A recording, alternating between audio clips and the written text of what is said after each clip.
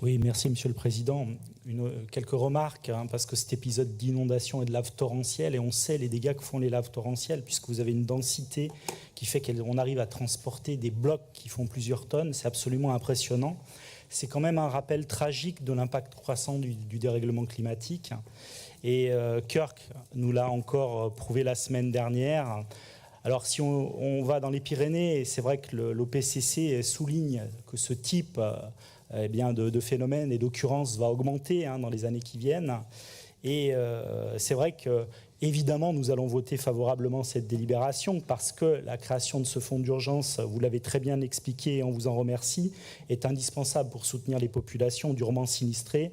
Nous sommes unanimement solidaires dans cette Assemblée et faire bloc justement avec ces populations paraît très important.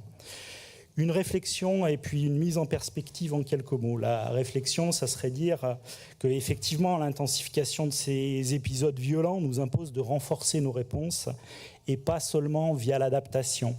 Certes, adapter le bâti et les infrastructures face à ces risques croissants est nécessaire, mais nous le savons, cette adaptation aura des coûts exponentiels.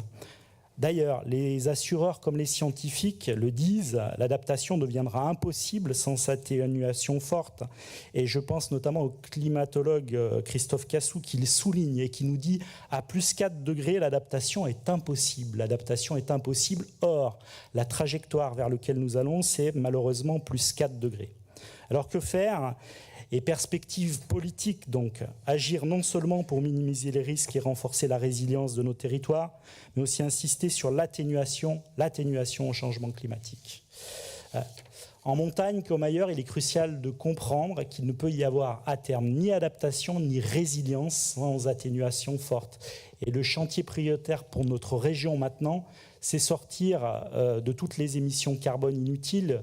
Et on en a parlé durant cette matinée et cet après-midi, renforcer les éco-socioconditionnalités pour tous nos règlements d'intervention qui ne doivent plus permettre de financer, disons-le, des nombreux projets qui peuvent être potentiellement climaticides. Et c'est vrai qu'à côté, adjacente à cette vallée d'Aspe, on a par exemple financé une piste de ski en plastique, donc en pétrole. Ce genre de projet doit être évidemment stoppé.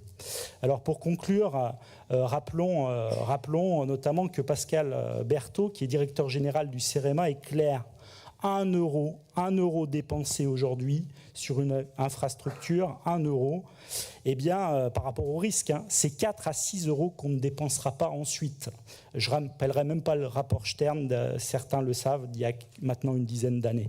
Pour répondre aux droites, lorsqu'ils parlent de choix budgétaires et de la transition, notamment ce matin, ce n'est pas un choix en fait qu'on a, c'est un impératif.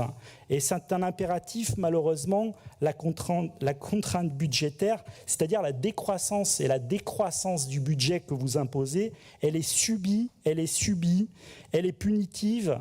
Et effectivement, on s'achemine donc sur nos budgets vers une décroissance punitive. Désolé, mais cette décroissance punitive, c'est bel et bien vous.